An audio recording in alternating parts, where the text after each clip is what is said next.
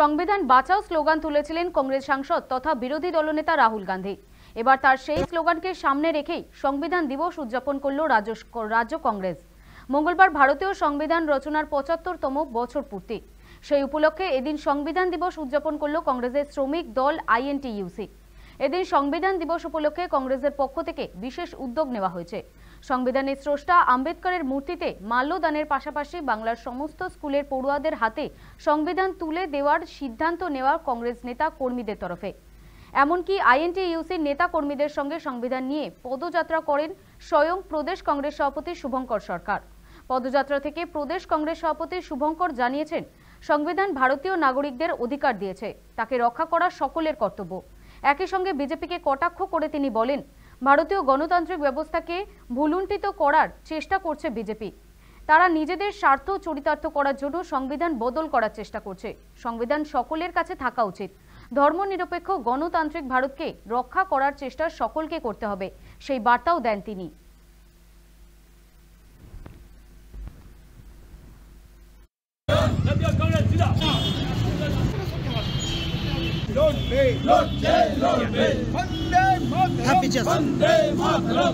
আমাদের বাবা আম্বেদকর ৭৫ বছর আগে এই দিনে আজকে সংবিধান দিবস করেছিলেন, সংবিধান বানিয়েছিলেন। সেই সংবিধান কি হচ্ছে আপনারা জানেন। এই কেন্দ্র সরকার সংবিধান অবহেলনা তার বিরোধিতা করার জন্য আজকে কংগ্রেস আইএনটিইউসি শ্রমিক সংগঠন আইএনটিইউসি সেবা রাস্তায় পথে নেবে, স্কুলে গিয়ে এই সংবিধানের বই দিচ্ছে, নিজের অধিকারটা চিনুক প্রত্যেকটা মানুষ। এই জন্য আমরা বাবা সাহেবকে নিয়ে প্রতীক নিয়ে রাস্তায় নেমেছি। এই সংবিধানকে অবহেলনা চলবে না। উনি চাইছেন এই সংবিধান চেঞ্জ পুরো পাল্টি দিতে চাইছে কেন্দ্র সরকার, তার বিরোধিতা করার জন্য কংগ্রেস শ্রমিক সংগঠন আইএনটিইউসি সেবা রাস্তায় নেমেছে। ভারতবর্ষের সংবিধানকে সামনে রেখে বি.আর. আম্বেদকরকে, ওখান থেকে আমরা দ্বিতীয় পর্যায়ের অনুষ্ঠান বি.আর. আম্বেদকরের মূর্তির কাছে যাই।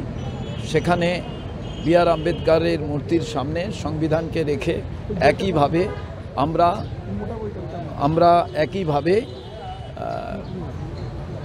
শ্রদ্ধা জানাই, পুষ্পার্ঘ্য দিই এবং ওখানে আমরা শপথ বাক্য পাঠ করি এবং প্রস্তাবনাও পাঠ করি। ভারতবর্ষের মানুষেরকে প্রোটেকশন দেওয়ার জন্য এই বইটার বিভিন্ন অনুচ্ছেদ, বিভিন্ন সেকশন খুবই গুরুত্বপূর্ণ। মূল কথা কি না, আমাদের ফান্ডামেন্টাল রাইট, আমার কথা বলার অধিকার আছে, আমার প্রশ্ন করার অধিকার আছে। ভারতবর্ষে বর্তমানে যে সরকার চলছে, এ সরকারের প্রধানমন্ত্রী কাউকে উত্তর দেন না, নিজেই খালি বলেন, কোনোদিন তাই প্রেস কনফারেন্স করেননি।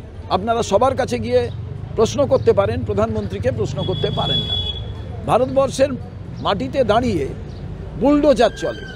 ভারতবর্ষের মাটিতে দাঁড়িয়ে দেখবেন সমতা, যেটা একজন ধনীর সঙ্গে গরিবের পার্থক্য কমানোর অঙ্গীকার এই সংবিধানের বি.আর. আম্বেদকর নিয়েছিলেন। তাই রিজার্ভেশন, যে মানুষকে সে যেখানে আছে তার থেকে উঁচু জায়গায় তুলতে গেলে, অন্যের সঙ্গে সমতা মানে ইকুয়ালিটি করতে গেলে, যেটা আর্টিকেল 14 কথা বলে সেটার বিষয়। আর্টিকেল 14, আর্টিকেল 19, আর্টিকেল 21 সব সেকশনগুলো, পাতাগুলো এরা ছিঁড়ে ফেলতে চাইছে। হিউম্যান চার্টার যেটা আছে সেগুলোকে লঙ্ঘিত করছে। এর প্রধান কারণ হচ্ছে এরা ভারতবর্ষের এই সংবিধানটাকে যদি রক্ষা করা যায় তাহলে ভারতবর্ষে একনায়কতন্ত্র চালানো যাবে না, ভারতবর্ষে ধর্মনিরপেক্ষতাকে ভাঙা যাবে না। আর এটাই আজকে তাই সংবিধানকে আমরা রক্ষা করার তাগিদ নিয়ে বহুদিন ধরে রাহুল গান্ধী বলছেন।